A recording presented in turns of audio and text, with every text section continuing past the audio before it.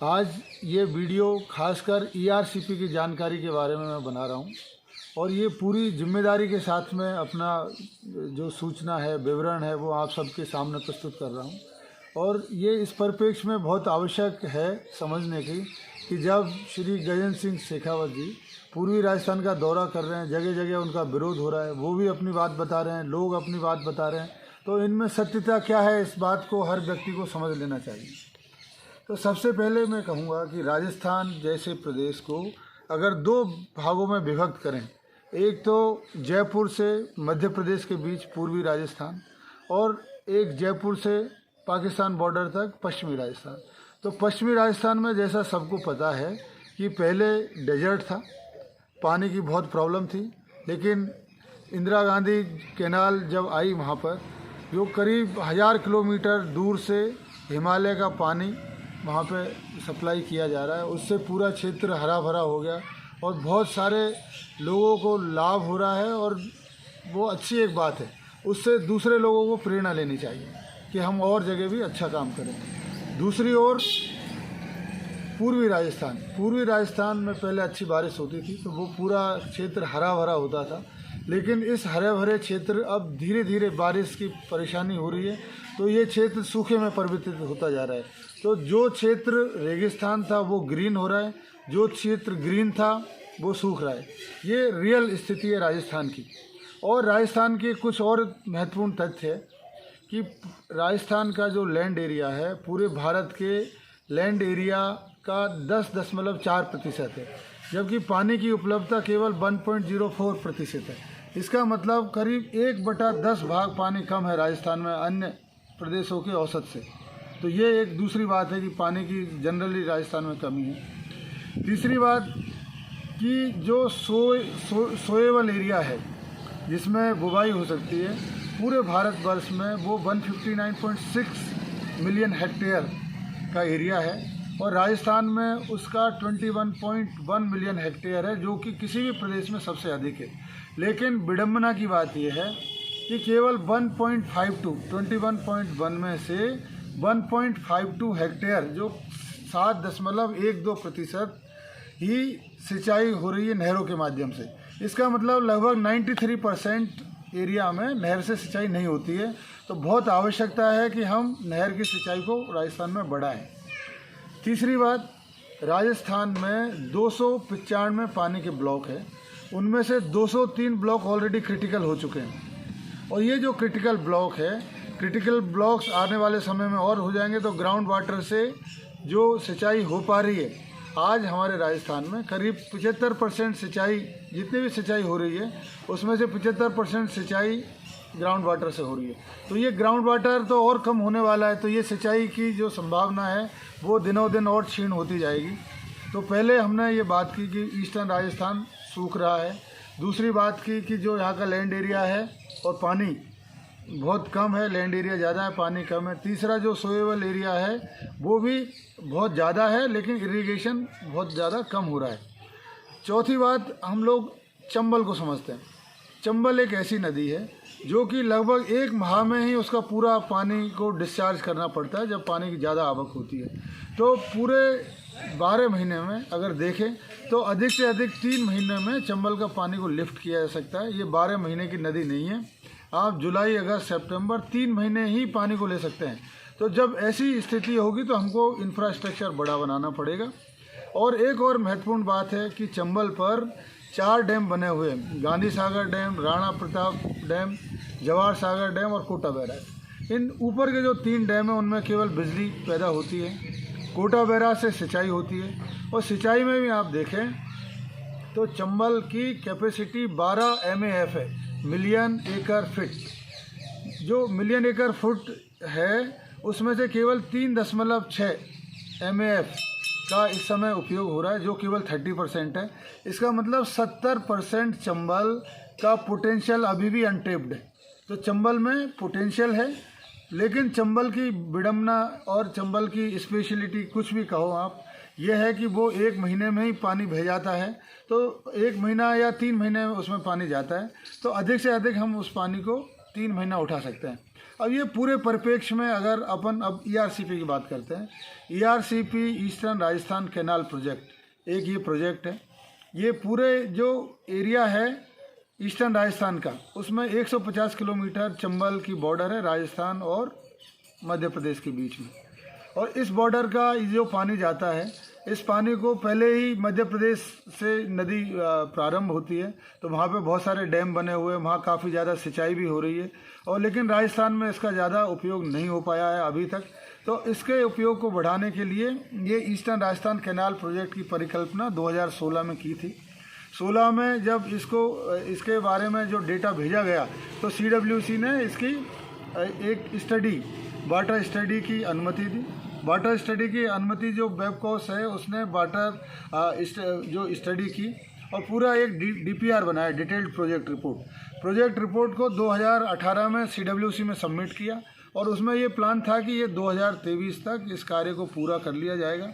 और इसके जो कंपोनेंट इस प्रकार से थे, पहला ड्रिंकिंग वाटर करीब 49%, जो 50% ही मान लीजिए कि 1724 MCM 3510 की टोटल कैपेसिटी थी, मानी गई आंकी गई। इसमें से 1724 MCM पानी ड्रिंकिंग के लिए माना गया, 1500 MCM पानी इरिगेशन के लिए माना गया और करीब 286.4 MCM उद्योग के लिए माना गया। तो कुल मिला के 3510 MCM कैपेसिटी के यूटिलाइजेशन की बात थी। तो इसमें ये एक चीज़ देखी गई कि चंबल नदी से हर साल करीब 20,000 MCM पानी यमुना और गंगा के माध्यम से बंगाल की खाड़ी में जाके बर्बाद हो जाता है। तो ये बर्बाद होने वाला पानी, एक तरफ राजस्थान प्यासा मर रहा है, दूसरी तरफ पानी बर्बाद हो रहा है, तो हमको पूरी दम लगा देने चाहिए। हर आदमी को अपना जो भी उसको सोच सकता है, रिसोर्सेस उसको जो कर सकते हैं, उनको ये करना चाहिए कि राजस्थान का एक ड्रॉप पानी भी वेस्ट नहीं हो। क्योंकि हमारा 93% जो भूमि है अभी भी सिंचित नहीं हो रही नहरों से। तो बहुत ज़्यादा संभावना है कि नहरों से पानी नहर के पानी से ज़मीन सिंचित हो, तो कोई भी पानी वेस्ट नहीं हो। मैं तो बोलता हूँ कि जो 3510 की जो आकलन किया गया है, उसकी जगह 20,000 MCM का आकलन करें, ताकि पानी बर्बाद नहीं हो और पूरा पानी हम लोग उसका सदुपयोग कर लें। तो ईस्टर्न राजस्थान कैनाल प्रोजेक्ट एक तरह से देखें तो बर्बाद होने वाले पानी को उपयोगी पानी में बदलने की एक परियोजना है। ये सबसे महत्वपूर्ण बात है कि जो पानी बर्बाद हो रहा है उसको उपयोगी पानी में बदलने की परियोजना है। अब बहुत सारे दिनों से ये बात चल रही है, मैंने RTI में बहुत सारी इन्फॉर्मेशन मांगी और इन्फॉर्मेशन में ये मिला कि माननीय डॉक्टर किरोड़ी लाल मीणा जी, उन्होंने भी इस बारे में मुद्दा उठाया। और उसके बाद दुष्यंत सिंह जो MP है, उन्होंने ये मुद्दा उठाया। और माननीय अशोक गहलोत जी जो राजस्थान के चीफ मिनिस्टर हैं, उन्होंने अनोखी चिट्ठी केंद्र सरकार को लिखी है और वो सब दस्तावेज हमको प्राप्त हुए हैं। और जल शक्ति मंत्रालय है, वो भी क्या सोच रहा है उसके बारे में भी बात हुई। तो अब पहले बात हो रही थी कि इसकी DPR में कई सारे डैम छूट गए हैं, तो माननीय मुख्यमंत्री जी ने अभी ये घोषित किया है कि 53 डैम और इसमें शामिल कर लिए जाएंगे और वो डैम शामिल होने से काफ़ी क्षेत्रों को लाभ होगा। तो DPR संशोधित बाद में भी हो सकती है, अभी भी हो जाएगी, डैम जुड़ जाएंगे, एडिशनल वर्क ये सब हो सकता है। लेकिन मुख्य बात है कि इस परियोजना को प्रारंभ किया जाए, जिसके लिए ये 37,200 करोड़ की परियोजना 2016 या 17 में इसको आकलन किया गया था। इस समय ये राशि बढ़ के लगभग 60,000 करोड़ की हो गई होगी। तो 60,000 करोड़ से भी ज़्यादा की हो सकती है ये राशि हो जाए, लेकिन केंद्र सरकार के लिए एक बहुत बड़ी योजना नहीं है। केंद्र सरकार का जो बजट है वो 45.03 लाख करोड़ का है। तो ये एक बहुत बड़ा बजट है जिसमें से एक छोटी सी राशि है। और पहले ही तेलंगाना जैसे राज्यों में इससे भी बड़े बड़े जो कालेश्वरम प्रोजेक्ट करीब 1.2 लाख करोड़ का ऑलरेडी क्रियान्वित हो रहा है। तो ये ईस्टर्न राजस्थान कैनाल प्रोजेक्ट बहुत बड़ा प्रोजेक्ट नहीं है। केंद्र सरकार ने कैन बेतवा को 90% 10% पे पहले से ही अपना अप्रूवल दिया हुआ है, केंद्रीय परियोजना घोषित किया है, राष्ट्रीय परियोजना घोषित किया है उसको।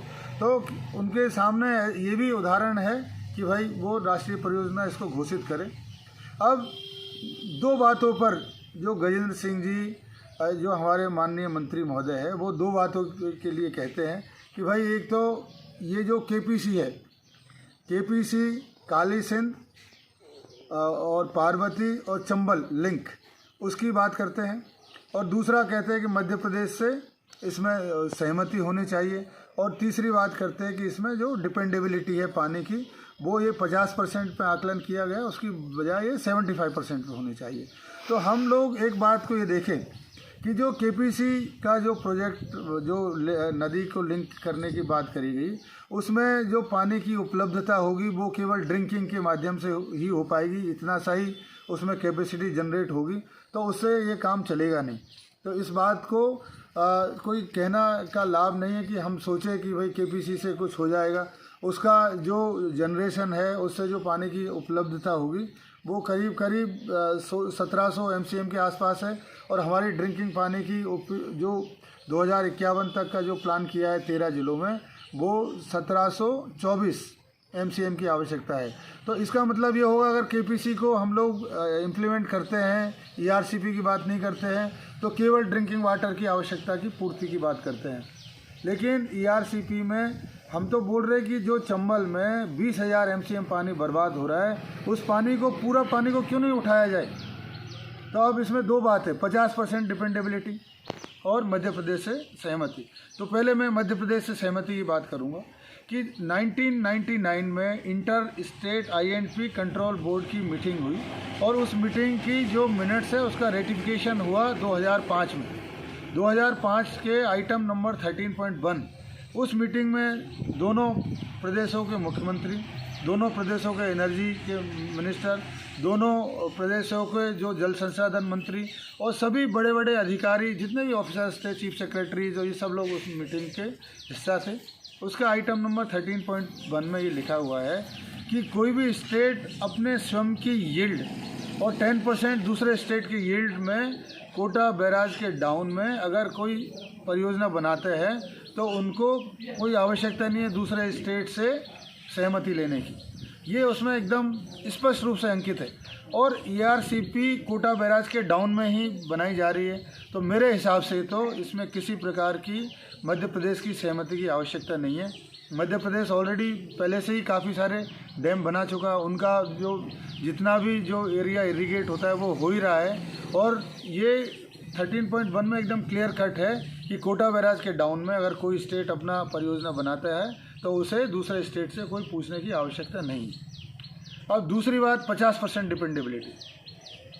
50 डिपेंडेबिलिटी, पानी की availability is inversely proportional to dependability.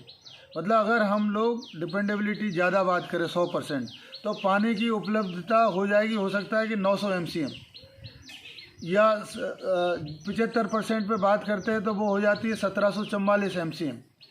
और 1724 पीने की रिक्वायरमेंट है और 1744 ड्रिंकिंग वाटर जो टोटल यील्ड जो इससे आएगी 75% पे वो होगी। इसका मतलब केवल पीने के पानी की योजना रह जाएगी 75% पे करेंगे। 50% पे करते हैं तो 3921 MCM है, जिसमें से 3510, क्योंकि कुछ वेस्टेज भी होगा, तो 3510 का उपयोग की बात है। तो 3510 हमको मिलेगा 50% पे। मेरा ये कहना है, जो मैंने 3-4 चीज़ें गिनाई कि राजस्थान में लैंड एरिया बहुत ज़्यादा है, पानी कम है, यहाँ के ब्लॉक्स क्रिटिकल हो चुके हैं, चंबल में पानी बह के जा रहा है हर साल, तो उस पानी को उठाने के लिए हमको तो 50% की जगह 33% पे जाना चाहिए, 25% डिपेंडेबिलिटी पे जाना चाहिए। तो जितना पानी को हम उठा सकते हैं उतने पानी को उठाएं। और हम ये कहें कि 75% पे और जगह हो रहा है। राजस्थान की भौगोलिक स्थिति को देखते हुए हमको ये पूरी रिक्वायरमेंट है, पूरा जस्टिफिकेशन है कि हम डिपेंडेबिलिटी को और कम कंसीडर करें और बड़े से बड़ा इंफ्रास्ट्रक्चर बनाएं, ताकि ईस्टर्न राजस्थान में सिंचाई हो सकती है। अभी जो सिंचाई की हुई है प्लान, वो 2.8 लाख हेक्टेयर है, जो करीब 11 लाख 12 लाख बीघा ज़मीन होती है। इससे अगर हम लोग देखते हैं तो हर साल किसानों को लगभग 5,000 करोड़ का फ़ायदा होगा। अब ये 5,000 करोड़ का फ़ायदा होगा, ड्रिंकिंग वाटर की अवेलेबिलिटी हो जाएगी 13 जिलों में, और 286.4 MCM पानी उद्योग के लिए होगा। तो उद्योग भी बढ़ेंगे, उद्योग बढ़ेंगे तो राजस्थान में रोज़गार बढ़ेगा, युवाओं को रोज़गार मिलेगा। तो ये योजना हर तरह से बहुत लाभान्वित करने वाली योजना है प्रदेश को। तो इसमें अननेसेसरी केवल इसलिए कि भाई हम लोग इसको केंद्रीय परियोजना नहीं घोषित करें, केंद्रीय परियोजना या राष्ट्रीय परियोजना जिसकी बात करते हैं उसमें इस समय 60-40 का प्रावधान है, ये बात एकदम सही है।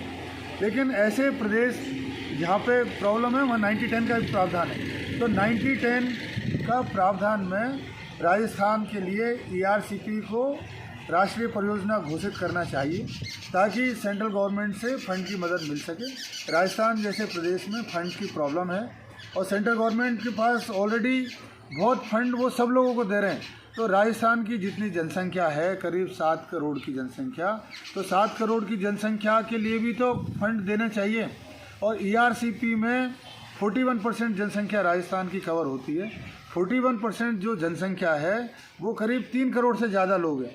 3 करोड़ से ज़्यादा लोगों को लाभ होगा और 3 करोड़ से जो ज़्यादा लोगों को राजस्थान को लाभ ज़रूर मिलना चाहिए। राजस्थान के 25 MP राजस्थान से भारतीय जनता पार्टी के MP है। उन सब मेंबर ऑफ पार्लियामेंट महोदयों की जिम्मेदारी बनती है कि वो ERCP की वकालत करें, उसको राष्ट्रीय परियोजना घोषित करवाएं और इसको क्रियान्वित जल्दी से जल्दी प्रारंभ करवाएं, वहाँ से फंड दिलवाएं। और अगर कभी भी कोई आवश्यकता है हम लोग एकदम आके CWC के ऑफिसर्स के साथ में माननीय गजेंद्र सिंह जी के साथ में बात करने वो तैयार है। अगर किसी भी तरह की या तो वो हमको चीज़ें समझा दें और अगर नहीं समझा सकते तो इन चीज़ों को वो समझ के इसको इम्प्लीमेंट करवाएं।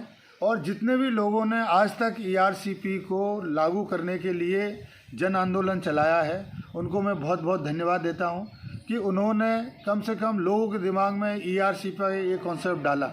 और ये कॉन्सेप्ट डालने के लिए उन्होंने जितनी मेहनत की है वो खासकर मैं जिन लोगों का नाम लेता हूँ इस संदर्भ में वो भाई जवान सिंह मोचा और राजेश्वरी, पवन भजाग, विक्रम सिंह, भरत और बहुत सारे और ऐसे लोग हैं उनको मैं नाम अभी नहीं ले पा रहा हूँ। लेकिन उनकी टीम जो इतने सारे लोगों ने मेहनत करी है इसमें, उन सबको मैं बहुत बहुत साधुवाद देता हूँ कि उन्होंने इसको आगे बढ़ाने का काम किया।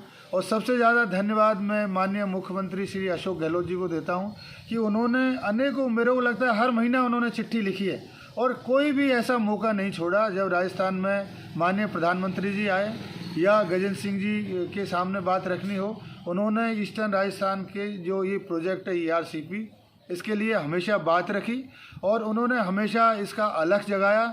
और ईस्टर्न राजस्थान के हर नागरिक को चाहिए कि जब भी कोई भी नेता आए उससे ERCP की बात करें और ERCP से बहुत बड़ा लाभ होने वाला है। और हम सब की ये ड्यूटी है और हमारा अधिकार भी है कि हम पानी की बात करें और ERCP को इम्प्लीमेंट कराएं। आप सभी को ये जानकारी सुनने के लिए धन्यवाद। जय हिंद।